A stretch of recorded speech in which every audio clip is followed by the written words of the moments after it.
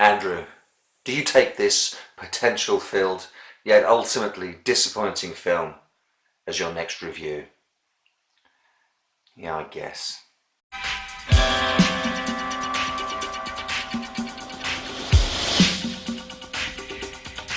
Hello, horror hounds. I wanted to like The Bride. I really wanted to like The Bride. It's got so much going for it, but like some kind of weird gumbo, all of the ingredients that have been chucked in together and left to simmer somehow don't coalesce into into a cohesive film that I can sit down and enjoy. My girlfriend didn't enjoy it. I asked her what was wrong with it. She said um, it just wasn't fun, and it kind of isn't. Like, honestly, this has just occurred to me. Like one of Frankenstein's creations, it's stitched together with all sorts of elements, but the spark of life just isn't there, I'm afraid. I think it's fair to say that this film never really set out to be an out-and-out horror movie, so I'm not down on it because of that. I am trying to approach the film on its own terms, and it does start really well, sort of playing with the final scene of James Whale's Bride of Frankenstein. This is much less a remake of Bride of Frankenstein as a weird quasi-sequel to that film, but ultimately, as in Whale's film, the creature brings the castle, the tower down upon everyone, except everyone survives. The creature rushes off. The bride loses her memory. Frankenstein, now called Charles Frankenstein. I don't know why they keep switching names around in these films, honestly. They do it with Dracula all the time. Lucy becomes Mina, becomes Arthur, becomes Jonathan. It's so weird. Anyway, it's done again here.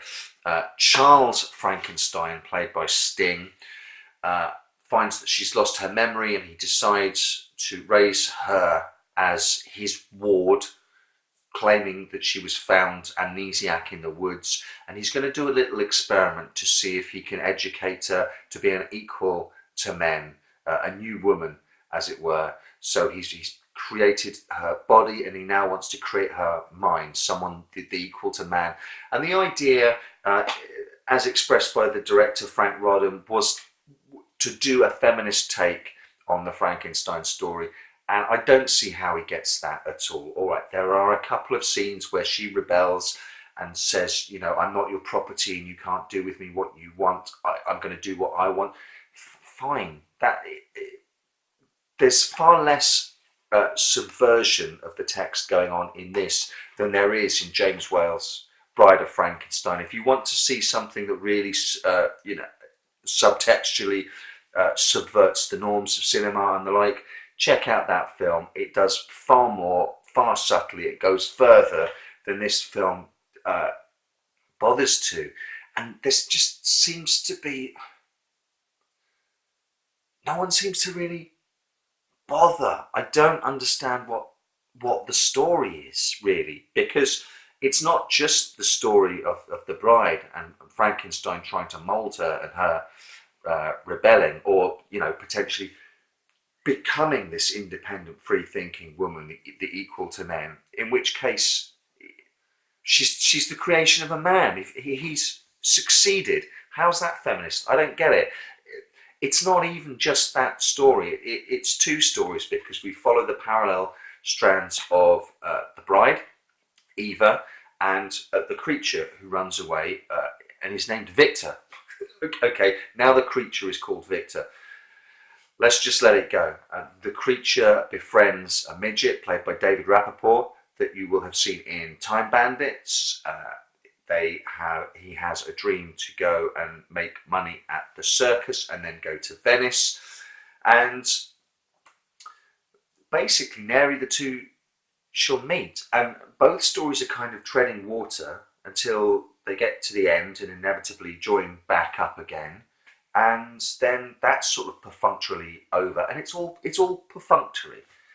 There's no gusto to it. Some reviewers have suggested that whilst filming, the creature's storyline, Clancy Brown, the Kurgan from Highlander as the creature, and he's a really good Frankenstein's creature. Clancy Brown and David Rappaport were so good together, that their part was expanded, and that Sting and Jessica Biel's have so little screen presence and so little chemistry that their part was shrunk.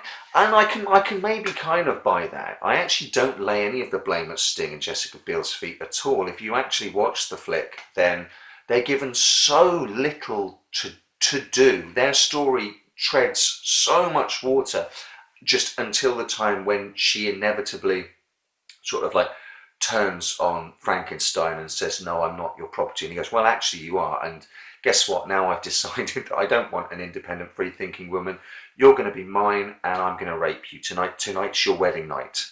And there's an attempted rape, by which point the creatures returned to stop him, and there's a little bit of a fight, and then it's kind of over. There's none of the bride. The character of the bride doesn't challenge the conventions of the day. There's no sense of this new feminism, this new equality, and the status quo in polite society is being challenged.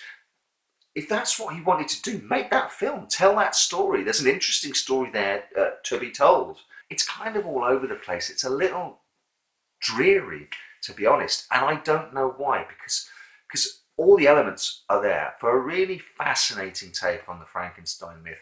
To take the character of the bride, who only appears in James Whale's movie for what, about 5 minutes, and is one of the most iconic movie monsters of all time, with the Nefertiti hair and the white streak, the bandages, and the movements and the hissing like a swan. Is it Elsa Lanchester? Someone please correct me if that's wrong. Who plays the bride for that short period of time, and just smashes it to become one of the most iconic monsters of all time.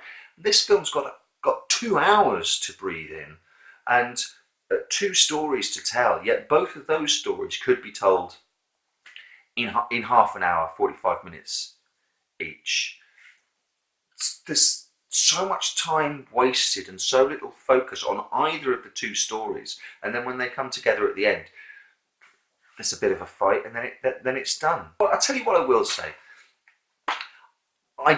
I'm sure I remember Anne Rice saying that Sting was her model for the Vampire Lestat. And if you never got that and want to see what she means by that, she's got to be thinking about not just the arrogance of him as a rock star, which is maybe why she turned Lestat into a rock star in the Vampire Lestat, but how he looks and acts, his aloof detachment, his pale face and red lips. I swear to God, he's a dead ringer for the Vampire Lestat in this. So it's kind of interesting in a mental exercise of what could have been alternate reality if the Interview with the Vampire had been made much earlier and Sting had been cast as Lestat, as Anne Rice had wanted. As we all know, though, there are different opinions out there, and in this world of fake news, I don't want to pretend that my opinion is the only one that counts, especially not recently being accused of being a pompous windbag sitting in his bedroom. This isn't my bedroom, trying to sound like a genius. So once again, I've culled some alternate viewpoints from the Internet Movie Database user reviews. Randall DR on 25th of December 1999.